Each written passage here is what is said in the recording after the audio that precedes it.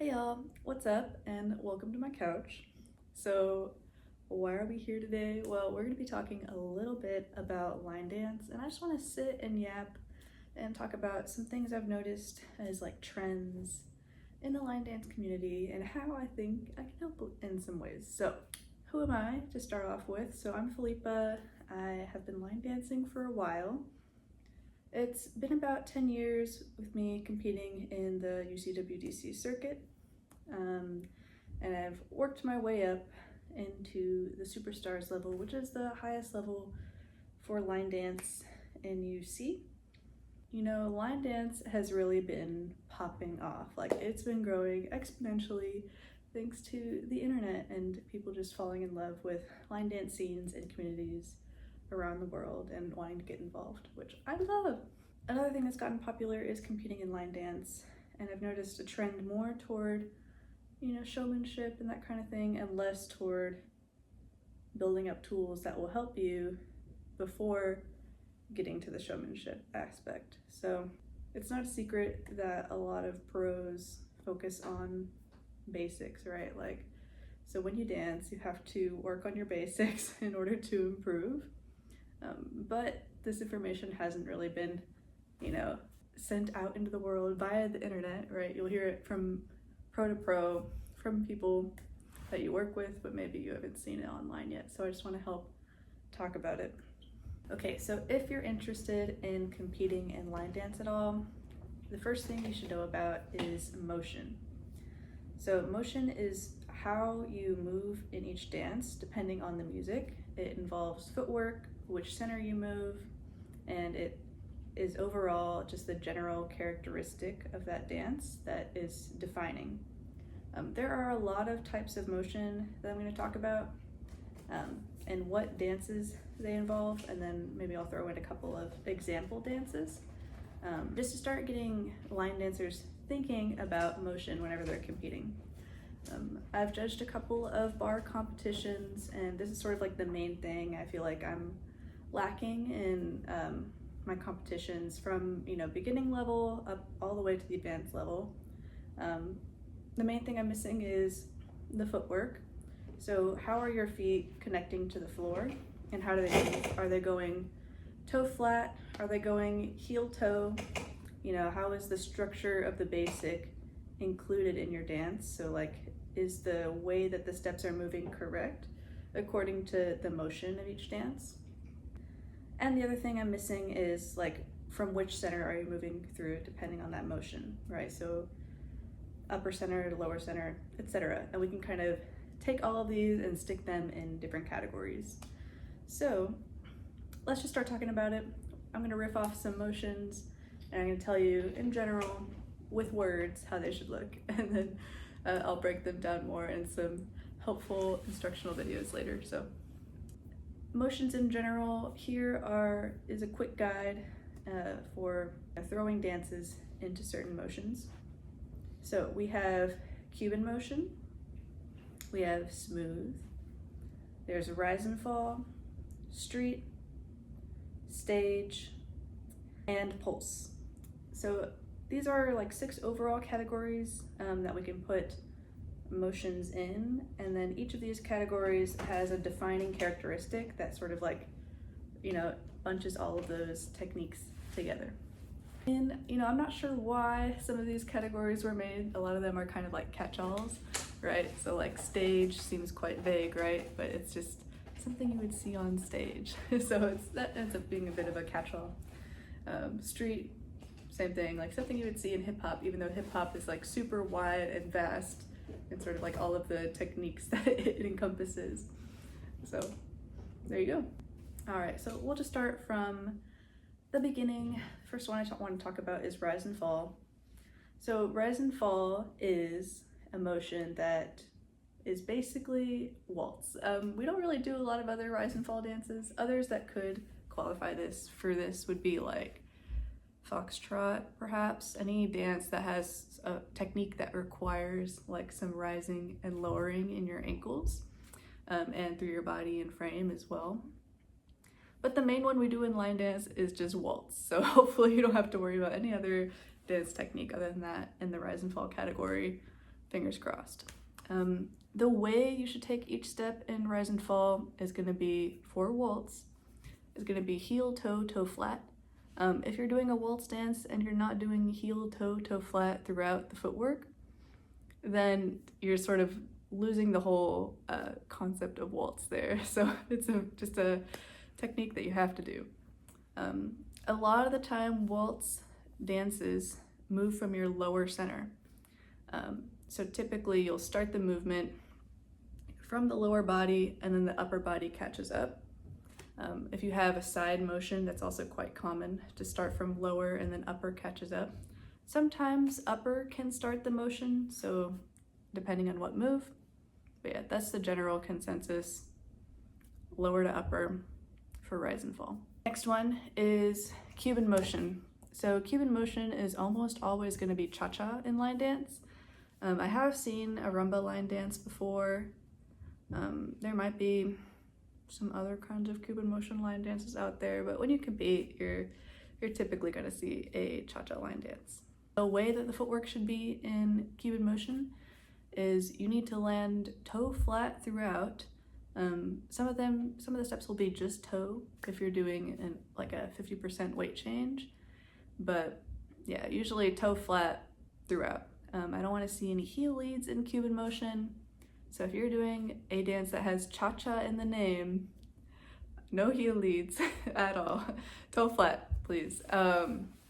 Something about Cuban motion that is very iconic is that you move typically from your upper center the entire time.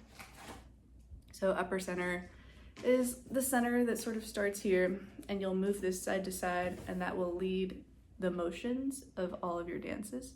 It has a characteristic motion called Cuban motion, which is basically just like a contrasting motion leading from the upper center, and then your lower catches up. All right, Cuban motion. Another motion is smooth. This is a super wide category, but it's typically like a slower dance. And there should not be any pulse or rise and fall. So if you're doing a smooth dance, that means there's no ankle rise, no toe rise. There can be maybe a little body rise, but definitely no ankle or toe rise. No pulse means there's no like lowering in the knees consistently throughout.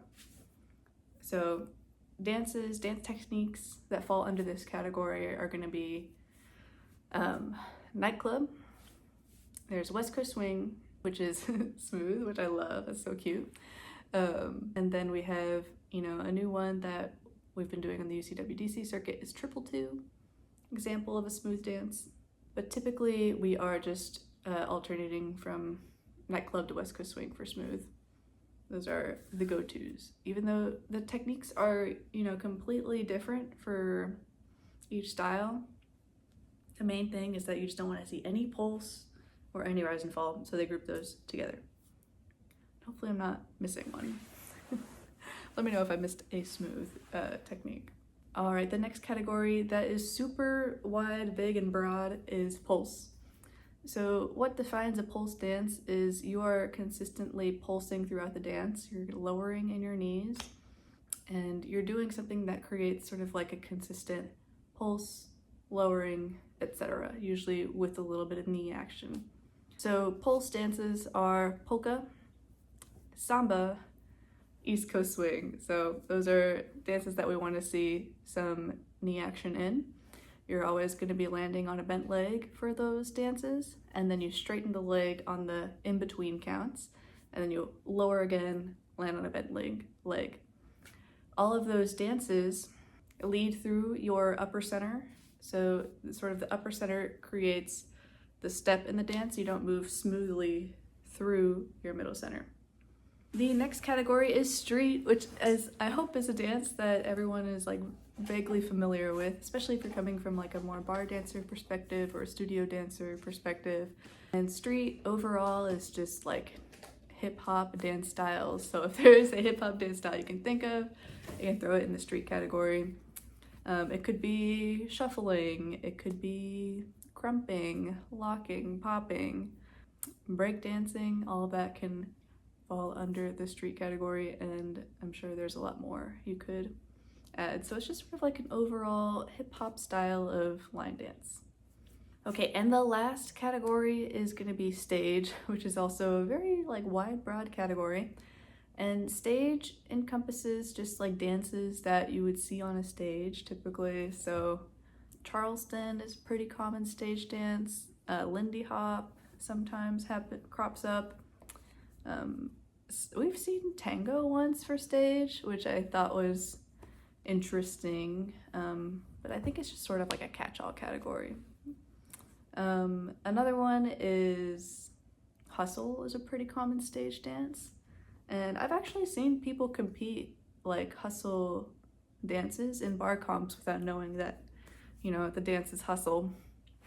So it happens, like just the timing and the structure looks like hustle, and then, you know, nobody knows that it's hustle except for maybe the judges. So good to know, right? That dance exists and sometimes it's chosen for competitions. So, you know, could be a good one to know. So that is just a recap of all of the motions. If there was a motion that is new to you, feel free to like tell me in the comments, ask me questions if you're curious about it. I'm gonna put some example dances that sort of fit into that category of motion that you can kind of get a heads up, like maybe this is a common bar dance and I might have to compete it, so maybe I should figure out what this motion is. Some common trends I've seen in bar dancing that sort of make every dance look the same and kind of take away some of the variety you could put into the dance is I've seen like a consistent pulse throughout added to every dance. So everyone sort of bends their knees. I'll do a sailor, they'll bend their knees, you know, on like 1, 2, 3, 4. So every beat, like consistent pulse.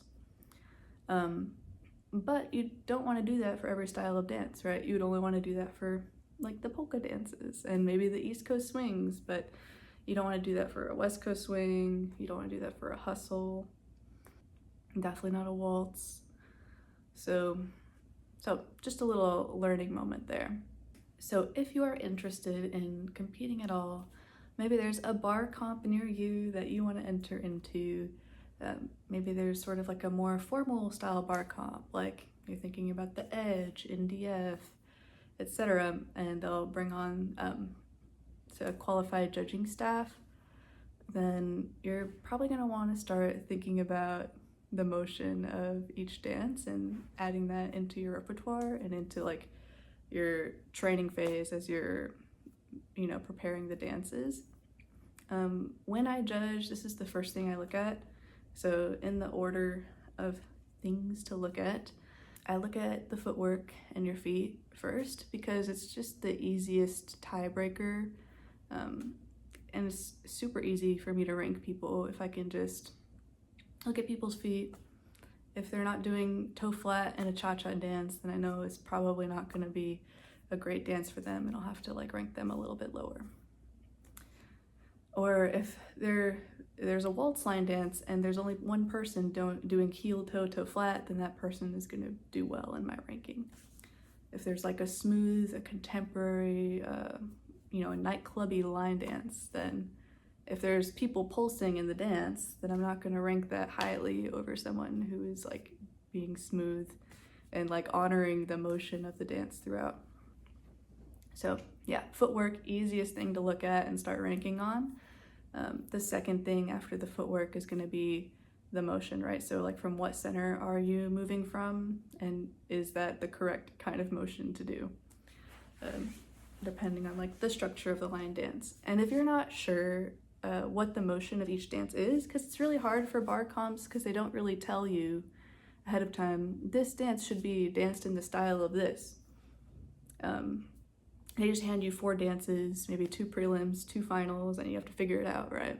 You should try to go in with a mindset where you look at each dance, check out the step sheet, maybe the motion's listed on the step sheet. If not, you can ask the choreographer. Hopefully they have an idea for how they want it to be interpreted.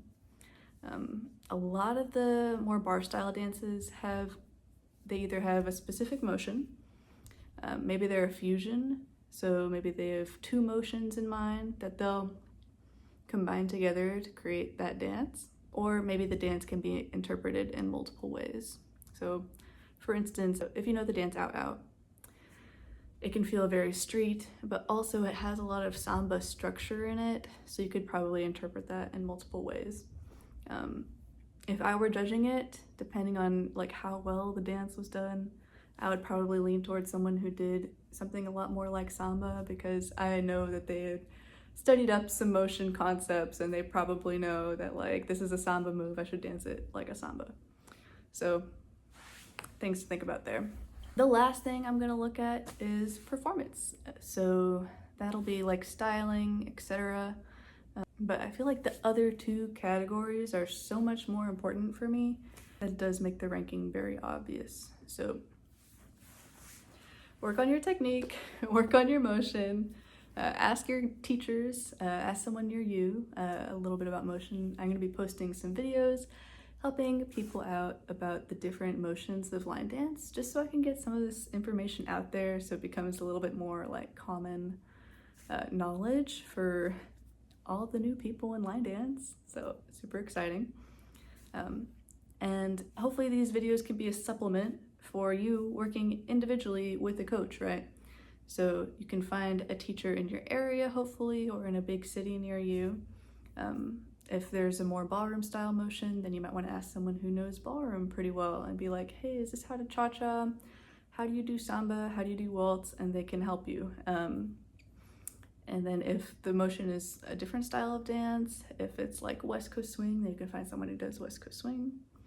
If it's Lindy Hop or Charleston, you can find someone who does Lindy Hop. So each of those things you can kind of train up individually with hopefully someone who knows really well near you.